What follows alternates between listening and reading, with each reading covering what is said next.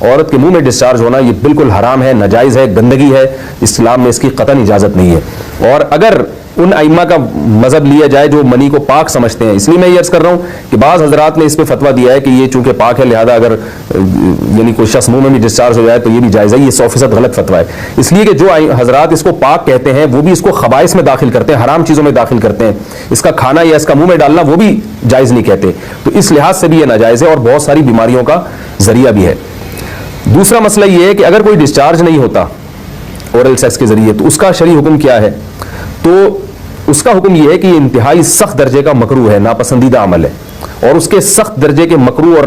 حرام نہیں ہے لیکن بہت زیادہ ناپسندیدہ اور شریعت کے مزاج کے بالکل خلاف ہے،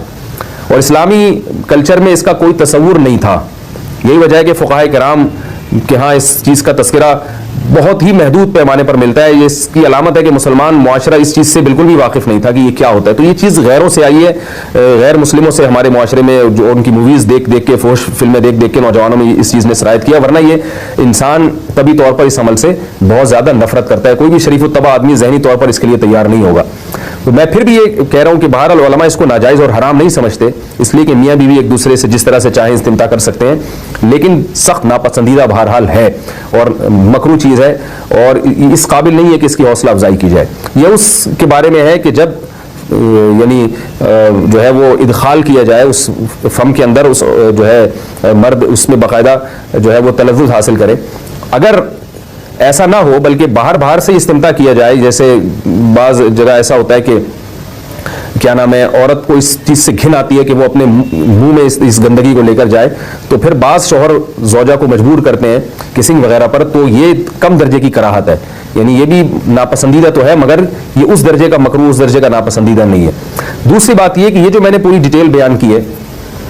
یہ اس صورت میں ہے اس کے مکروہ اور ناپسندیدہ ہونا کہ عورت اس کے لیے ذہنی طور پر آمادہ ہو۔ یہ بات خوب یاد رکھیں، اگر عورت کو اس عمل سے گھن آتی ہے تو پھر مرد بیوی کو اس کام پر مجبور ہرگز نہیں کر سکتا، کیونکہ یہ نکاح کے جو ایگریمنٹ ہے، مقتضیات ہیں، اس کے خلاف ہے، یعنی